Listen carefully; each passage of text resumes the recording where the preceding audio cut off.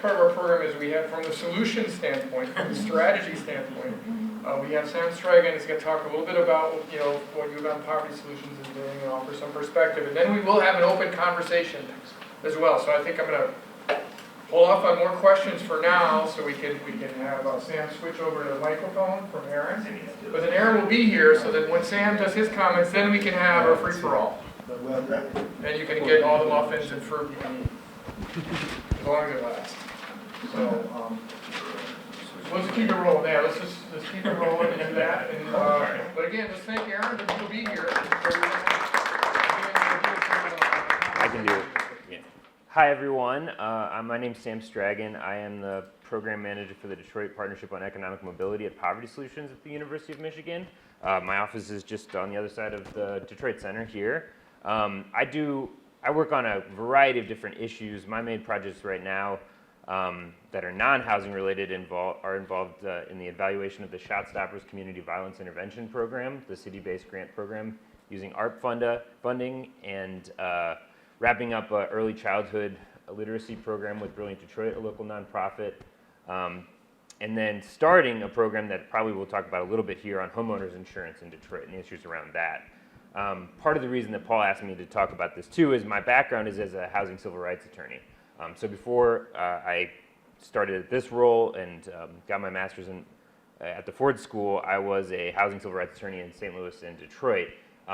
What that mostly meant was suing people for discrimination in housing, right? So kind of in the narrow sense, racial discrimination, lack of accessibility for disability, things like that. Also kind of in the larger sense, though, working on some of these issues about tenants' rights, fighting things like speculators. The version of land contracts we had down in St. Louis was also important too. And so that's kind of my background is in housing policy in that way as well.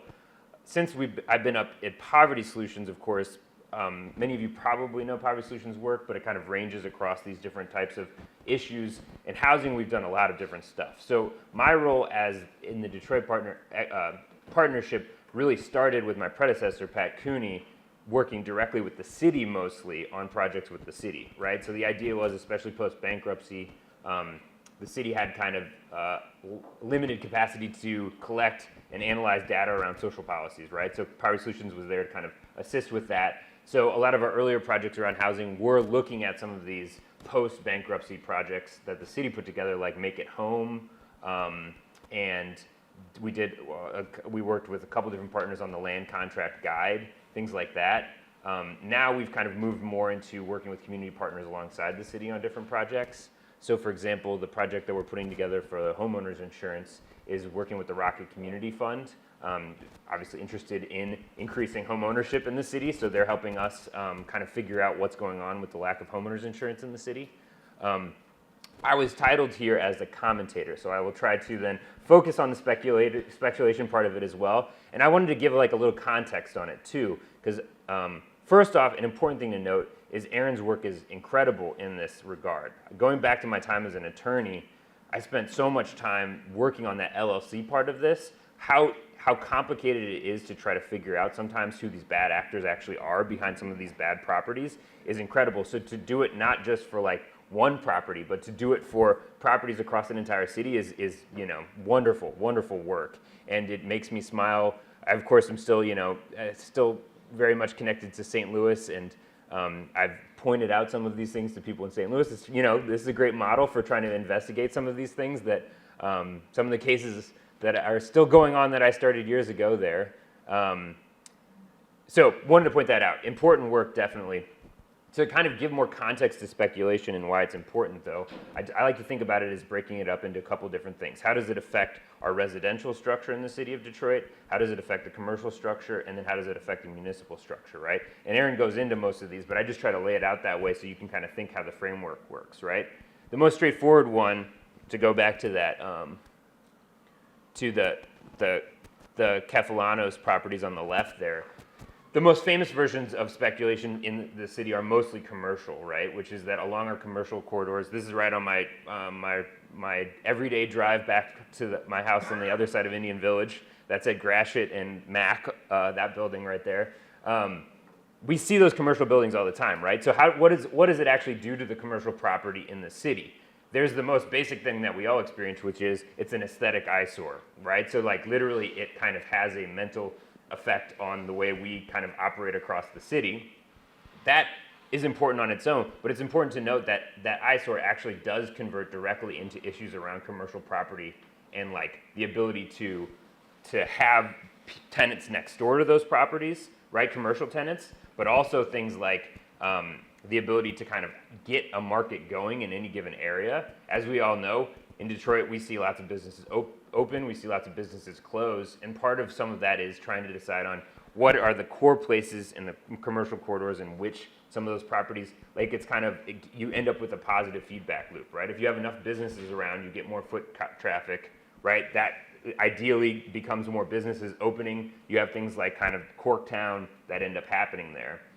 Speculation on big buildings in the middle of those commercial corridors kind of keeps some of those positive feedback loops from happening, and instead maybe have negative feedback loops. To go back to Aaron's first image too, that first building, I forget the name of it. CPA, so that's across from Michigan Central, right? So this is in the middle of Corktown, and is, I mean, like, half of the people in Michigan Central would be looking directly down at this building between Michigan Central and 75. And this is one of those buildings that's worth a lot of money. And if it was open, it would have either one large tenant, probably more likely multiple tenants, right? So keeping it off the market is also keeping commercial property from developing there as well. So I want to point that out as kind of, that's the commercial side of things, right? Probably the more complicated one we were just talking about is the intersection of speculation and gentrification on residential. So Eric, Aaron, everybody's right about saying that in some ways it's an anti-gentrification force because it's keeping properties from being developed. But another way to think about it from a more economic standpoint is it's actually also keeping properties off of the market. And so it is, in some places in the city, it's actually narrowing the amount of property that's available for people to buy. And so it actually may be raising property values in some places.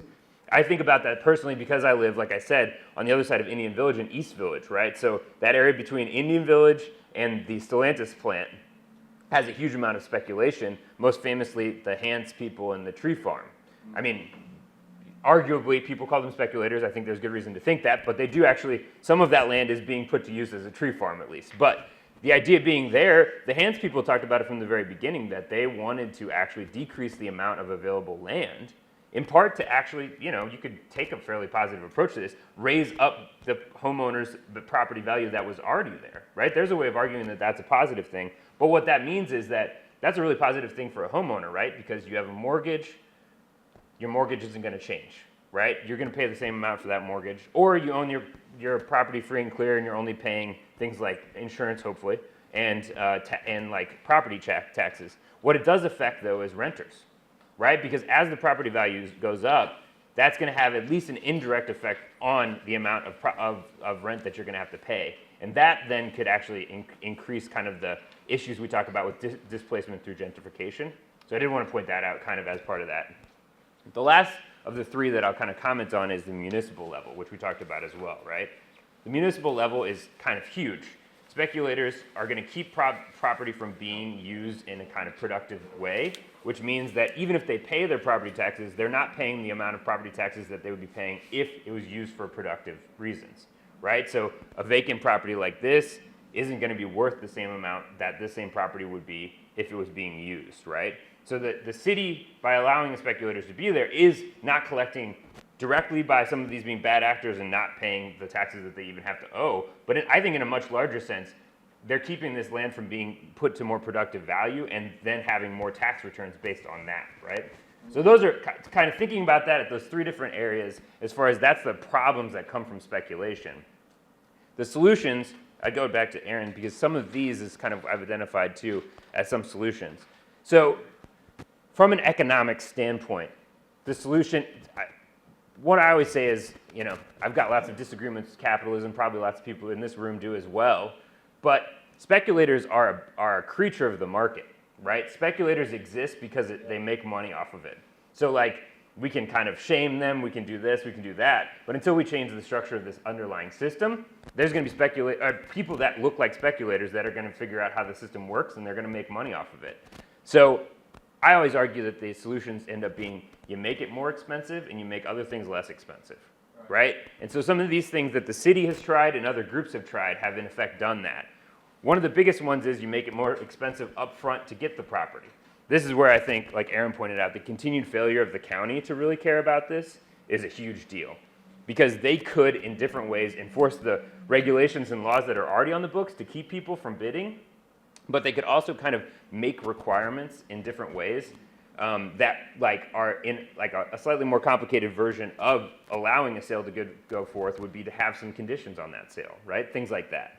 The second thing is make it more expensive once the property is held. That was part of the idea underlying the land value tax that the mayor proposed last year, right? This idea that okay, let's make the land cost more because it doesn't matter what you're doing on it, it's going to cost more. That's going to push some speculators out. There are different, that would be a new thing. The other version of this, like Aaron mentioned, is to enforce the things that are already on the books. So one of the things that I know Eric talks about quite a bit is that a lot of us get the primary residence exception if we live in Detroit and own our house, right? So that means that we pay a little bit of our less taxes to the city because it's our primary resident. As a policy, that kind of makes sense, right? If you have somebody who's living in their house, you want to encourage that home ownership, and especially to make up for the countless number of harms that the city's caused in the last decade on that, it's good to have something like the primary residence exception. As Eric points out, there's probably a lot of these that are no longer owned by primary homeowners. In fact, they're probably owned by people like speculators or other people that are buying things up that aren't living in those houses. But because of a lack of communication between the city that grants the PRE and the county that has the land records, there's probably a significant amount of speculator or speculator type people who are getting that exemption when they aren't living in the house at all. They're doing a better job of finding those people. Yes, right. And so in some of these things they're working on currently, right? But these are different ways of thinking about what are the things we have on the book right now to kind of enforce that. The other thing is make it more expensive for them to do the kind of bad acts that they're involved in. Land contracts like Aaron talked about. So there's a kind of consistent underwave that people like speculators and others are involved in land contracts. There's also a good version of land contracts that the city of Detroit is interestingly involved in as far as kind of nonprofits that are using land contracts to actually increase home ownership. The issue is that it's basically unregulated, right? And so one of the things that Poverty Solutions worked on and continues to work on is trying to get the data out there for people to advocate at the state level to make some more guardrails around what would be required in land contracts. Things like treating a land contract more like ownership than like rental. So you can't just walk in if somebody misses one payment, file an eviction lawsuit and have them out within 56 days. Things like that, right? So those are the things that make it more expensive to do these types of behaviors for these speculators and landlords. Another version, Aaron's got it right there, are making the renting part of it harder or more expensive. Enforcing more of a rental registry. The right to counsel, making it more expensive to have people evicted in the first place. These will all make the kind of speculator / kind of baddish faith landlord a more expensive job to do, so then at the margins, fewer of them will participate in it. The other thing I wanted to point out too is, all right, you got the expense that it takes to be a speculator. Let's make it less expensive to put land to productive use in different ways, right? So things that we think about in that way are, let's make it less expensive to build on the land in some way. Most traditionally, that would be let's make it easier to build residentially, right? A couple years ago, the mayor quoted the idea that there's only 8 single-family detached permits pulled, meaning that there were only 8 detached single-family houses that were planned to be built in the city in 2021, I think it was. We're better than that, and my little corner of the city on Fisher is I live a few blocks away from that street that has now got 9 new houses on it. So we're definitely not in the same situation that we were a few years ago, but we're still way behind other cities as far as single-family detached housing production. Why is that? We don't have all day. It's something that we work on quite a bit at Poverty Solutions. But one of the things just to think about is permit reform, right? It takes forever to get through the permit process at the city, and it costs a lot of money. A subpart of that is the land bank. Again, we don't have all day, but all the costs that go into deciding to be a productive owner of property, to build a house either for yourself or others, make that less expensive. That's going to discourage speculation and encourage productive use of the property. There's also more creative things too. Detroit has been a kind of interesting but inconsistent partner for urban agriculture, right? So things like that where your other use of the property doesn't have to be residential. And then other things like creative uses of community capital, right? So instead of having the kind of more centralized development that the city's largely depended on for its quote-unquote renaissance, encourage things like groups of small investors to be part of community development.